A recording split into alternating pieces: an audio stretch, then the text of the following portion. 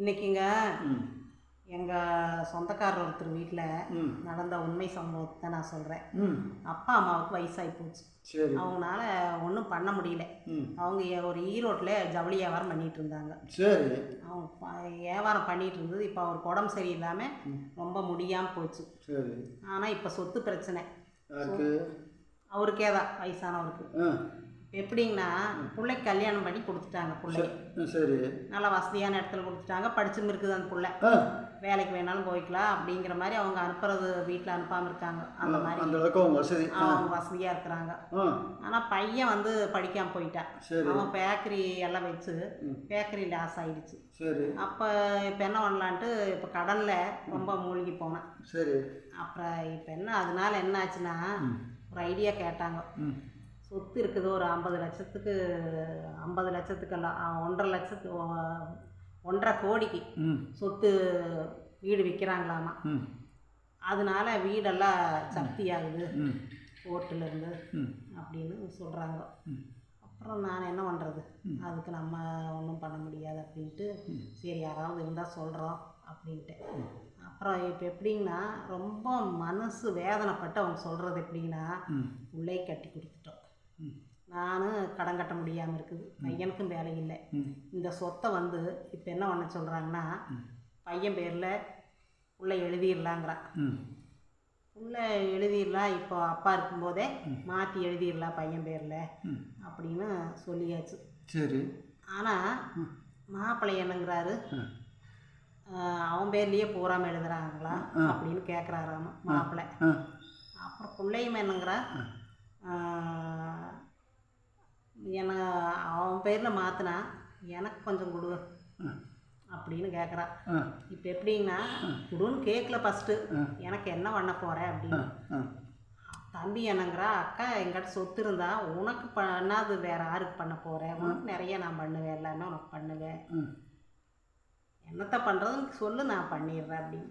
ஒன்றும் வேண்டாம், நீ 2 ஏக்கரா காடு இருக்குதுல உள்ள அதை அப்படியே வச்சுக்கோ, எனக்கு அந்த ரோட்டு மேலே ஒரு 10 சென்ட் இடம் கடை வைக்கிற மாதிரி ஒரு இடத்த மட்டும் மெயின் ரோட்டில் இருக்குதுல்ல அதை மட்டும் விட்டு. சரி. 10 சென்ட் விட்டீங்கன்னா நான் ஏதோ கடை கட்டி வச்சுக்குவேன், கடை கட்டிக்குவேன் அப்படிங்கிற. அதுதான் மெயினான இடம், வேலைக்கும் போகும். அதை மட்டும் கோளாராக கேட்குறா அக்கா. தம்பி என்னம்பா, அப்படியாக்கா சரி. ஆனால் அப்பா வந்து 1.5 கல்யாணத்துக்கு வந்து ஒரு 40 பவுன் நகை, அதில் தான் இந்த வீடு ஏலத்துக்கே வந்தது. 40 பவுன் நகை, காரு, அதுக்கு அவங்க வீடவே கேட்டாங்க மாப்பிள்ளை வீட்டுக்காரரு.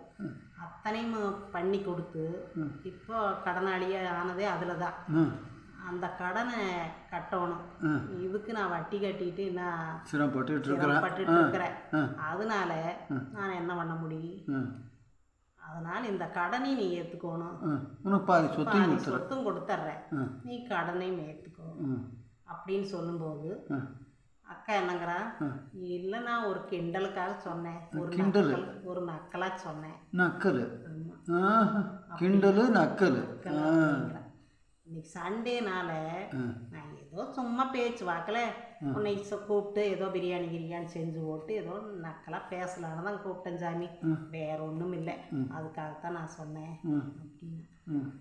ஏக்கா அதுக்காக இப்படியா நான் வந்து நூலாயிட்டு இருக்கிற, நீ இப்படி நக்கலும் கிண்டலுமா சொல்கிற, நான் அப்படியே வெந்த பொண்ணுல வேல் பாய்ச்ச மாதிரி நான் குத்தி குத்தி சாகிற மாதிரி இருக்கிற, நீ இந்த மாதிரி சொல்கிறையே, உனக்கு மனசாட்சியே இல்லையா?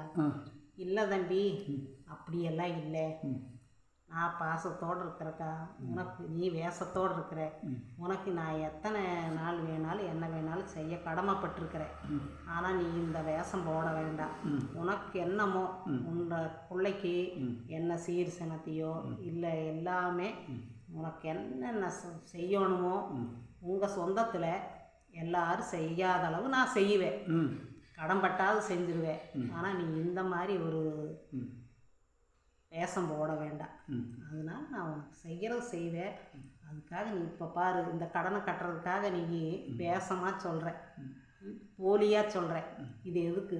நாங்கள் எப்போவும் உனக்கு செய்ய கடன்பட்டிருப்போம், பாசத்தோடு செய்வோம், ஒரு அம்மா வயிற்றில் பிறந்துட்டு இந்த மாதிரி எல்லாம் இருக்கக்கூடாது, ம் எதுக்கு இந்த மாதிரி எதுக்காக இருக்கிற இந்த மாதிரி அப்படின்னு தம்பி கேட்குறேன். அப்படின்னு தம்பி கேட்குறான். அது அப்பாவுக்கு மனசு வேதனையாக தான் இருக்குது, அம்மாவுக்கும் மனசு வேதனையாக இருக்குது. இதையெல்லாம் பார்த்துட்டு இன்னைக்கு நடந்தது தான் நான் சொல்கிறேன். அப்புறம் பார்த்ததுன்னா ஒரே அவங்க வீட்டில் கஷ்டமாக இருக்குது இன்னைக்கு. சரி இந்த பிள்ளை இப்படியெல்லாம் கேட்குதுன்னு தம்பி நான் பாசத்தோடு இன்னும் செய்கிறேன், உன் பிள்ளைகளுக்கு செய்கிறேன், எப்போவுமே செஞ்சுட்டு தான் இருப்பேன். ஆனால் சொத்துக்காக இப்படியெல்லாம் நீ நாடகம் ஆட வேண்டாம் அப்படின்னு உனக்கு மாப்பிள்ளைக்கும் உனக்கெல்லாம் என்னென்ன குறை இல்லாமல் நாங்கள் இதுவரை செஞ்சுருக்கிறோம், இன்னி செய்யத்தான் போகிறேன். அதுக்காக இந்த இதில் நீ இப்படி பண்ண வேண்டாம், உனக்கு கொடுக்குறது கொடுப்போம் அப்படிங்கிறாப்புல. நினச்சி பாருங்க எப்படின்னு. கஷ்டமாக என்ன பண்ண முடியும்? அப்புறம் வயசானவங்கள அவங்களுக்கு கஷ்டம் தானே. எல்லாம் கஷ்டம்தான். சொத்து பிரச்சனைய சொத்து இருந்தாலும் இப்படி இருக்குது. அதனால தான் நான்லாம் எந்த சொத்துமே சம்பாரித்து வைக்கல. அப்படிங்களா? ஆமாம். சரி.